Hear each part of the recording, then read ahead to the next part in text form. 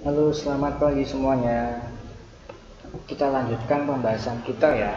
Tadi kan kalian sudah belajar mengenai tujuan, faktor, ya. Ada faktor utama, faktor pendukung, dan juga faktor pemicu. Nah, kemudian kita sekarang akan membahas kedatangan bangsa Portugis di Nusantara. Kita akan lihat bagaimana perjalanan tokoh-tokoh dari Barat ini menuju ke Nusantara. Jadi yang pertama kita akan memasuki bangsa Portugis. Nah, pelayaran bangsa Portugis diawali oleh Bartolomeus Dias. Nah, waktu itu Dias pergi dari Portugis menuju ke dunia timur. Dan ternyata kapalnya di sini kembali lagi ke Portugis. Karena apa? Jadi kita bisa lihat Bartolomeus Dias ini hanya sampai ke Afrika ya, ke ujung Afrika. Karena waktu itu Bartolomeus Dias ini terkena ombak yang sangat besar sampai di ujung benua Afrika tersebut. Kemudian dia harus singgah di situ dan menamai daerah tersebut dengan sebutan Cape of Good Hope atau Tanjung Harapan. Kenapa namanya Tanjung Harapan? Karena di situ dia bersyukur dia masih mempunyai harapan untuk hidup. Dan kemudian dia memutuskan untuk tidak melanjutkan perjalanannya dan dia kembali lagi ke Portugis. Nah, itu ya mengenai Bartolomeus Dias.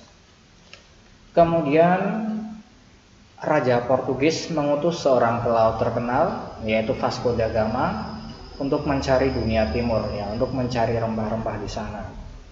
Nah, dengan pengalaman Bartolomeus Dias tadi, Vasco da Gama dia mengikuti jalur yang sudah dilalui oleh Bartolomeus Dias. Di sini kita lihat.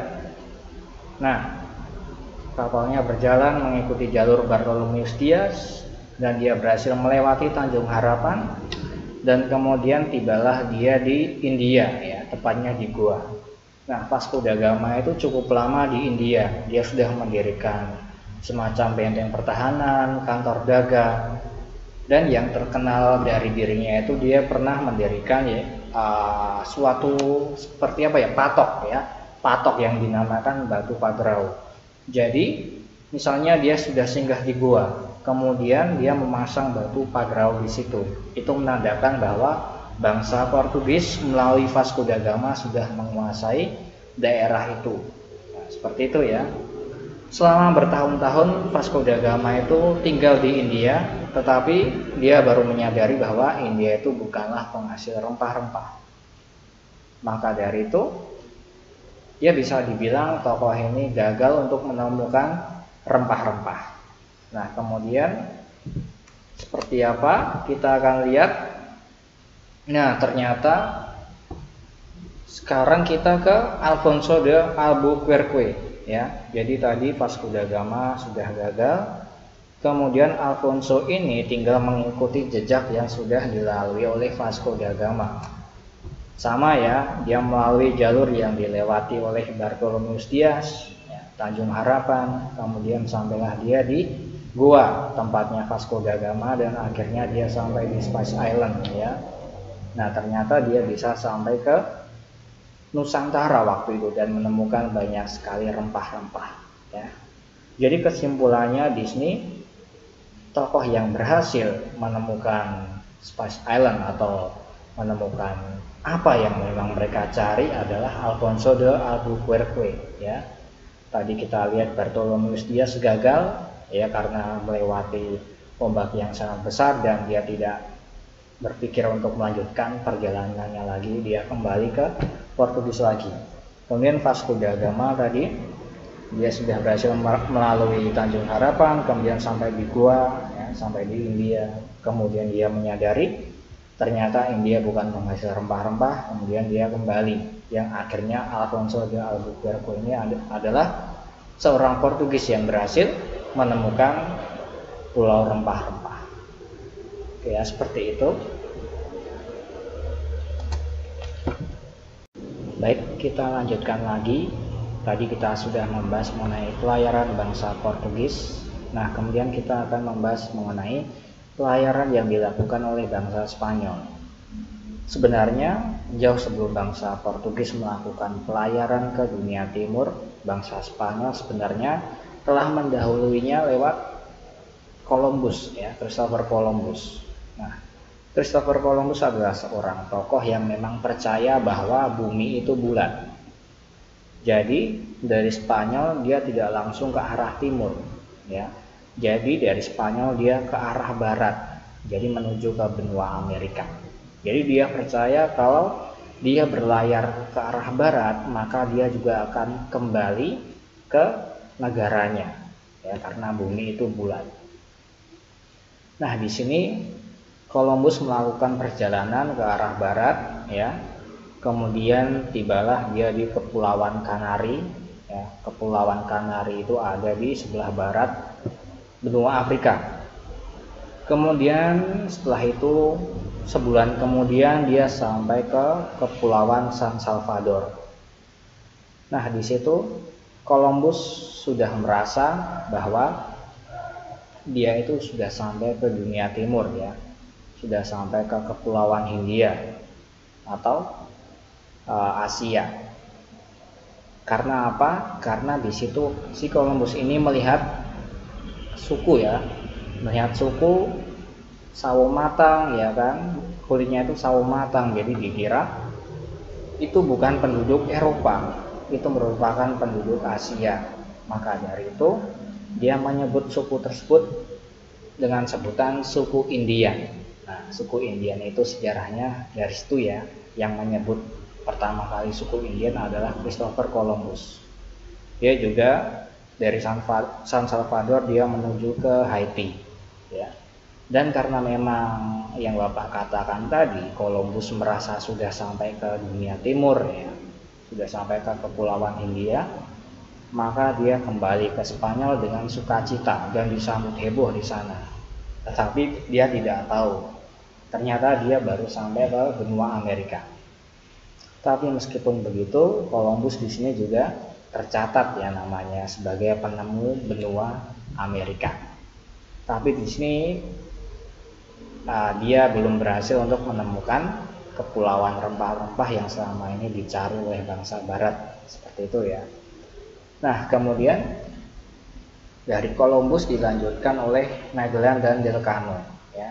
Jadi Delcano itu merupakan kapten kapalnya, kalau Magellan itu merupakan pemimpin perjalanannya. Nah, di sini, ya, ini adalah gambar dari Magellan. Nah, seperti halnya Columbus, Magellan Delcano juga lewat jalur barat, tidak ke timur langsung tapi lewat jalur barat. Nah, dia berlayar. Nah, sampailah dia ke ujung benua Amerika dan dia menamakan ujung benua Amerika tersebut dengan Strait of Magellan atau Selat Magellan. Nah, ternyata setelah menempuh waktu yang cukup lama, ya, dia berjalan menuju barat terus-menerus, akhirnya dia sampai ke Filipina. Tapi di situ di Filipina mereka sudah semacam apa, ya, semacam memaksakan kehendak kaum pribumi sana. Mereka memaksakan kehendak seperti, kamu harus menyerahkan rempah-rempah kepadaku tanpa dibayar. Maka dari itu penduduk Filipina, suku-suku di sana marah pada Magellan dan Delcano dan melakukan perlawanan. Akhirnya pada April, ya, 27 April tahun 1521, Magellan tewas di tangan penduduk asli Filipina. Kemudian Delcano takut, kemudian berlayar menuju barat dan dia sempat singgah di Maluku. Di situ dia mengambil banyak sekali rempah-rempah dan kemudian dibawa lagi ke daerahnya, yaitu Spanyol. Nah, kalau kita lihat, misalnya kamu cari di web atau di buku, biasanya mengatakan bahwa Magellan adalah orang Spanyol yang pertama kali mengelilingi bumi. Tapi kalau kita lihat, Magellan itu tewas di Filipina. Jadi yang mengelilingi bumi untuk pertama kali adalah Delcano, ya, seorang kapten kapalnya. Nah, seperti itu, ya, pelayaran dari bangsa Spanyol. Baik, dari Spanyol kita menuju ke bangsa Belanda.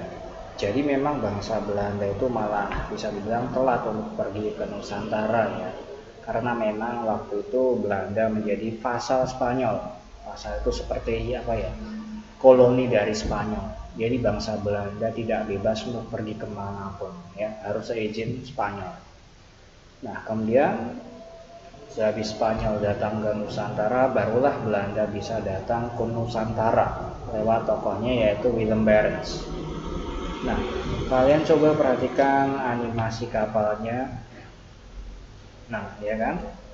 Kapalnya berlayar tidak jelas seperti itu. Kira-kira karena apa ya? Tuh kan masih berlayar. Akhirnya stop yuk. Oke.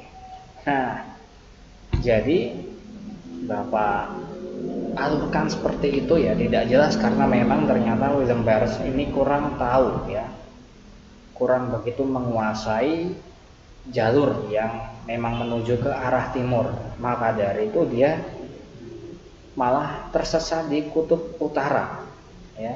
Kemudian kapalnya terjepit es dan diceritakan pada saat dia menyerah dan ingin kembali pulang ke Belanda, dia tewas. Nah itu ya Willem Barents, dia tidak pernah sampai ke Nusantara. Dia tewas saat di perjalanan. Nah itu mengenai Willem Barents. Kemudian dilanjutkan oleh Cornelis de Houtman. Nah dia adalah seorang tokoh Belanda yang berhasil sampai di Nusantara, tepatnya di Banten. Di situ mereka berdagang rempah-rempah. Ya, awalnya memang suatu kerajaan yang namanya Kerajaan Banten mau menerima baik atas kedatangan Cornelis de Houtman. Tapi lama-lama Cornelis de Houtman ini memaksakan monopoli perdagangan.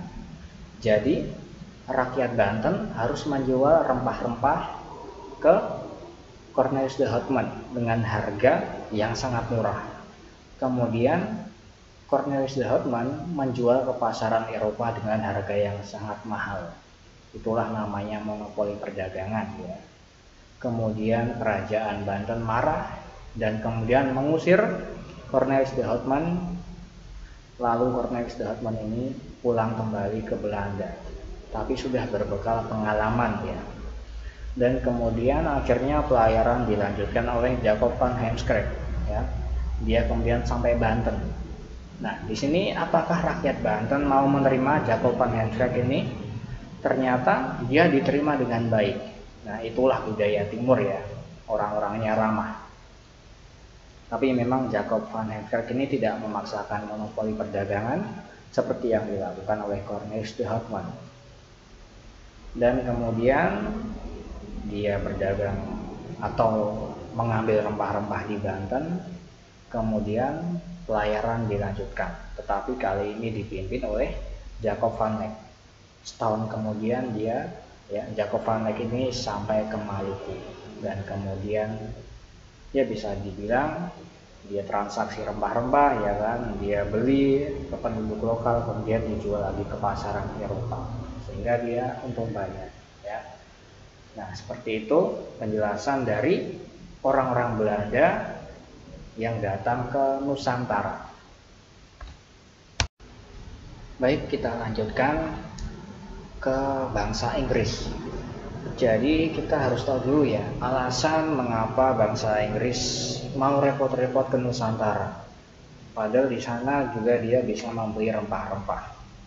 Nah, jadi waktu itu sebelum kedatangan bangsa Inggris di Nusantara, Inggris jika ingin membeli rempah-rempah, dia hanya tinggal pergi ke Lisabon, ya, salah satu pusat perdagangan di Eropa, tepatnya terletak di bangsa Portugis. Tapi waktu itu Inggris dan Portugis terlibat konflik, sehingga Inggris dilarang lagi untuk mengambil rempah-rempah di Lisabon atau di Portugis. Maka dari itu, sejak saat itu ya Inggris harus mencari sendiri ke wilayah timur yaitu Nusantara ya. Di sini pelayarannya diawali oleh Francis Drake. Jadi di sini Francis Drake dan juga Thomas Cavendish datang ke Ternate pada tahun 1579. Nah, kemudian ekspedisinya dilanjutkan oleh Lancaster yang sampai ke Aceh pada tahun 1591. Kemudian ia menuju ke Banten dan mendirikan kantor dagang Inggris atau East India Company ya. Nah, East India Company itu nanti merupakan saingan VOC. Nanti Bapak ceritakan di materi selanjutnya. Nah, yang perlu kalian ingat di sini, pendiri dari East India Company adalah Lancaster. Seperti itu ya. Nah, kemudian pelayaran kedua dipimpin oleh Middleton yang kemudian berhasil sampai di Ternate, Tidore, Ambon, dan Banda pada tahun 1604. Nah, seperti itu ya perjalanan dari bangsa Inggris.